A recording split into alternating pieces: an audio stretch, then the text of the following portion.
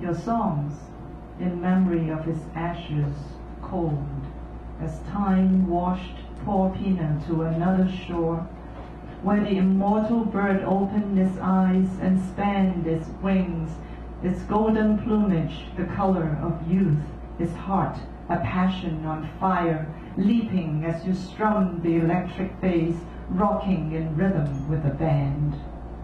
Music. Music is the triumph of the seed, violence of the birth. Music is silent armor of the sapling, the bench peanut reject of Little League.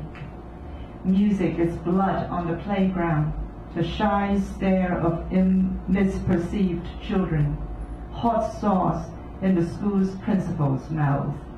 Music is a girl's pale skin, derision of the homecoming king. Music is beer. Music is smoke of the potent kind. Music is when they yell, "Get out! Dismissed! Fired!"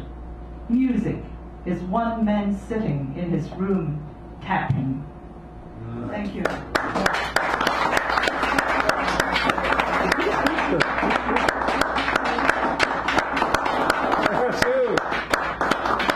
Thank you. All right. Our mini feature of the evening, Mr. Richard Sanderell and his device.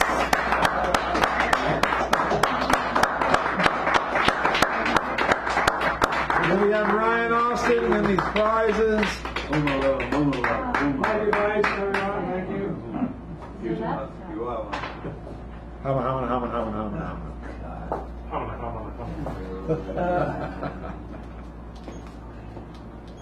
It won't bite you. I got to do it now. Falling down on the job. Falling down on the what? Hi, how are you? I wish I knew. I'll get back to you. Or front to you. It's a short new one. Anybody know Soukous music? S-U-K-O-S? S-O-U-K-O-U-S. Oh, I don't know that. Soukous. Well, let me introduce to you a music form that has passed. You didn't even notice. Soukous, to shake. Soukous, another musical form lost to most Housans. There are things that can take us away and make us feel something, joy, happiness, sadness. Soukous is upbeat, born in the Congolese rumba. It is a popular African music with syncopated rhythms and contrasting soaring guitar solos and smooth vocals. Guitars that never bend with more to the note, instead hits the note that makes you bend and shake. Soukous means to shake. Women throw down. You can shake your hips unrivaled in style and rhythm. Soukous takes you to the trance, perchance, to dance. Nice. The Shakespeare, got to put one word or something for Shakespeare. Perchance, to drink. Perchance. But for this, it's perchance, to dance.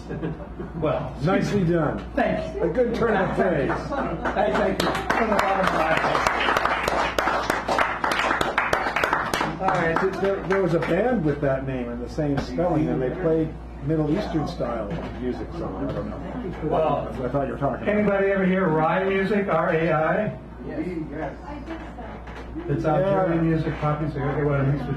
All right. Well, Soukous music was popular during that time too. Anyway, something more serious. This is a two-parter. I wrote this piece. I guess in 2009. About a year or so later, I went to Wounded Knee, and 6 months ago I wrote, well, a little longer than that. I realized something, so here's the first part. Revenge of the Riderless Horses. Underneath is the sound of thunder coming from the earth, running from the west. Wild horses' hooves serve clouds of dust. The plains swirl with an approaching storm. Wave of wind makes themselves known by the bending dry grass. Off in the distance, lightning hits the earth and gives life to thunder. The lives of wild horses increasingly grows worse in this new world. Capture, harassment, branding, death. things that they've always had to face. These horses run with a particular purpose. It's as if they run from some past memory of days better than today. In that memory, their relatives, the red men, and they bonded. Their relationships are one of health and wealth. When they ride together, they become one, each serving each other's needs. It was a relationship carried out in the east, on the plains, and in the west, where both remained healthy. Horses helped their two-legged brothers and sisters, and the horses' needs were met by the two-legged. Though it must be said not all native nations were horse nations, but these remnants of the Spanish became the new beast of burden and were important to many nations. With horses one had wealth. They represented currency for trade or in marriage as a gift to the father or the woman in this union. That was then. The people are gone, put on reservations, or sent to urban centers separated from each other, and the health and wealth of them both suffered. This is why these horses run. They seem aware that the church in the distance with the graves of their red brothers and sisters are the instrument that brought boarding schools, along with the forts built to wage war against their red brothers and sisters, are symbols of their grief and why these symbols must be destroyed. They approach this chapel along with the storm who joins them in their annihilation. As if in concert, lightning strikes the steeple, softening up the structure for the riderless horse's demolition, causing the solidarity bell to ring. This is chaos, and through chaos can bring anew. This is how the earth and we coexist, something Western scientists recently concluded, a conclusion some indigenous people knew for thousands of years. Now, whether these horses had this all thought out or not, this is what happened. They surrounded the chapel. Winds whipped their manes and at times blowing them straight up into the sky. They nigh, snore, stomp, and back up into the chapel walls and begin kicking. As they do, the storm reaches its full force. It's like a modern-day rock concert minus the lead guitar solo. Lightning trees out across the sky where clouds boil. The church bell clangs as the walls begin to crack. These horses are relentless. This church is coming down. It cries out and begins to crumble and to fall, but no amount of bell ringing or cracking of the wood will stop its demise. As the horses give their final strongest kicks, they sense the end is near. They move away from the chapel, gives its death moan, and collapses. When it's done, a tornado forms and heads to where the church stood, sweeping up this deep, along with the gravestones of the ancestors, so those in the empire would never find them. Those who need to know, know. The storm moves on, and the quiet is left.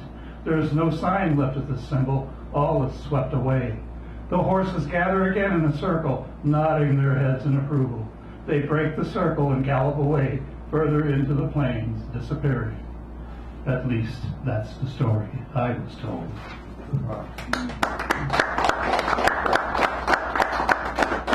So, after going to Wounded Knee,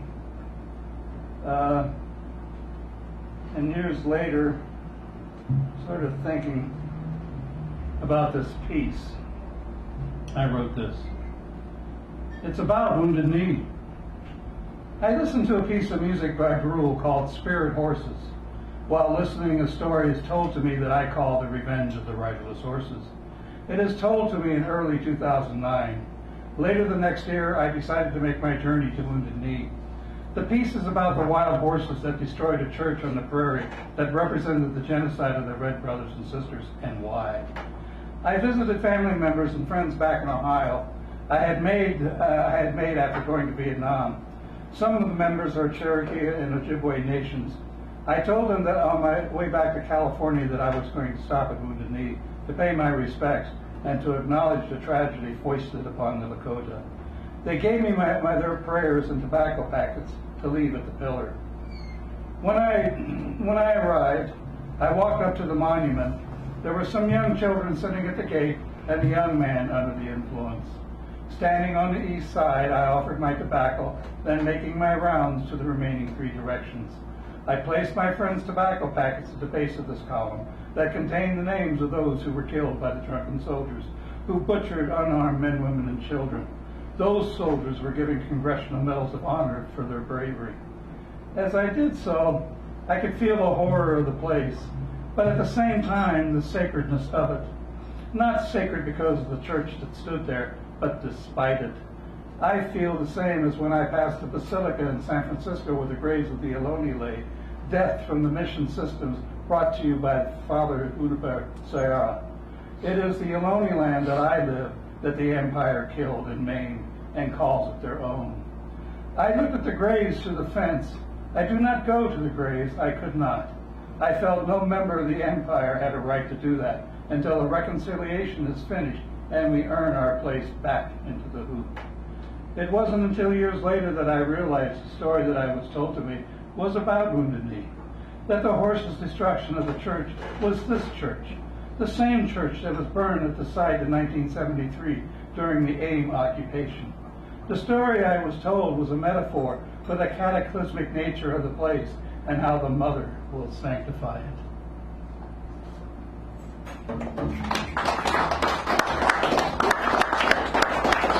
Richard Sanderell and Armini. Thank you. All right. Mr. Ryan Austin, come on up here and close us out. Give us your best, your all, and more. Give him a nice round as he comes up here. And you might want to adjust the microphone to your statuesque nature so that we can hear everything you have to say. Hey. I think I'm trying to do two pieces so I can fit them in together. Worker. Brown, glistening gray bones, glass-bitten smiles, mind shoveler, weed killer, blue-collar demon, works hell's ninth hour, tipped, painted on pure eyeless, and the mind falls, livers, and speaks kisses wrapped, dirty and penitent and virtuous. His neck lengthens, his breath sips prayers from the corn skinner, hog butcher, bone breakers. His flowers are black butterflies, concrete and sublime. He pulsates, aura and ambiguity. Boulder bomber, handsome beauty, blue-collar demon, you, the builder of industry, monumental erasure, tanned, calloused, burn-churned, cast in bronze, hearts, you bang, bang, glistening gray, bone worker, blue-collar demon.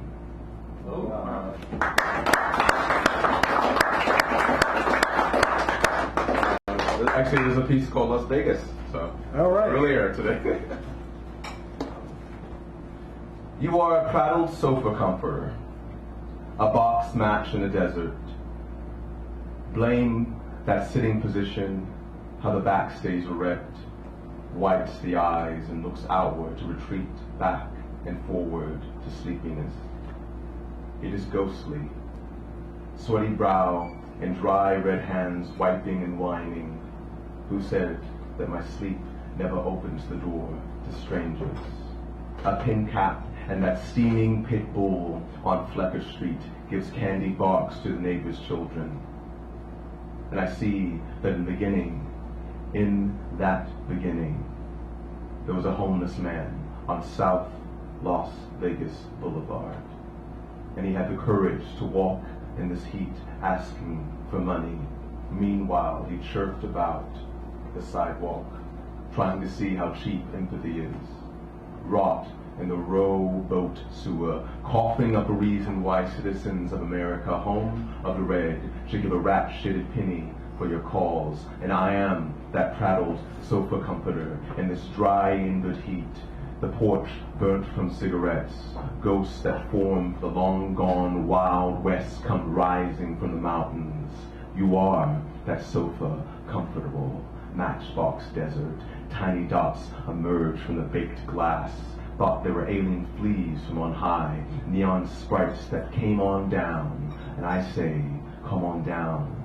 We got the AC cooler and some beers. The crickets keep us company down here. Prattled and soft. And God likes his sinners dumb, but not dangerous.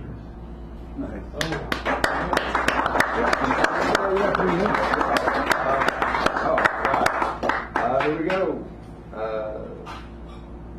Where are we going? My books, balmy. My, What are the books you read, and how do you turn the pages? How grainy is your vision?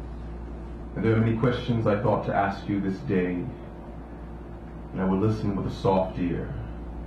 There is a way to listen that is mindful, that allows for pause, meditation, and grace. I am sorry for my whistling breath. When I want to listen, there's a rat tail slicing you. My stomach churns and I wince at those moments, trying to ease my struggling and budding suggestion for clarity. I wish that you were confounding, mysterious, marauding liar that you are, an honest liar that forgets before the truth could leak out.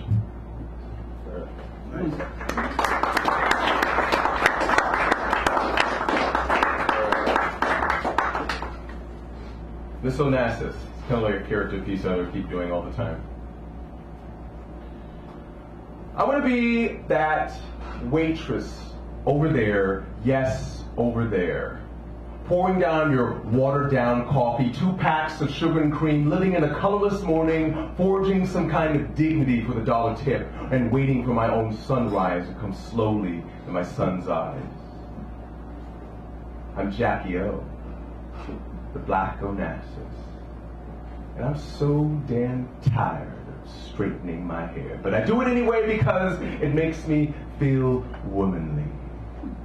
When I wake up in the morning, I steamroll the glare at my sunlit face. When I wake up in the morning, I call myself Jackie Onassis, or Miss Black for short. My husband is a short black stain in my left eyelid. Blinking into the blood comes out. I seduce young women and small mice to my bed. And all the cheap town cars and liquored up scandals come barking nasty lines, barking dirty little things about a dirty blind God who works 5 shifts to feed the kids. I'm Jackie O, a.k.a. the Black Onassis, belting out whimpers, straightening my hair for my demanding husband, straightening my hair so he can tell me I look good, when looking good is just the type of thing I don't want to hear. When I'm pissed, I throw dishes and break bits of china. Lets me know I'm in control of my kitchen. Thank you. Ryan Austin, ladies and gentlemen. All right. Well, you've done it again. You've squandered another fine evening. And I'm going to take care of these prizes right now. Ethics and other liabilities, trying to be right in an amoral world. You know. Tony Hillerman's The Great Towels, Bank Robbery. If you like Oscar Wilde, here he is. Mary, in case you're not contrary. And then you can be the keynote, choose the theme, and have the last word. Will someone give me a number from 1 to 10? 13.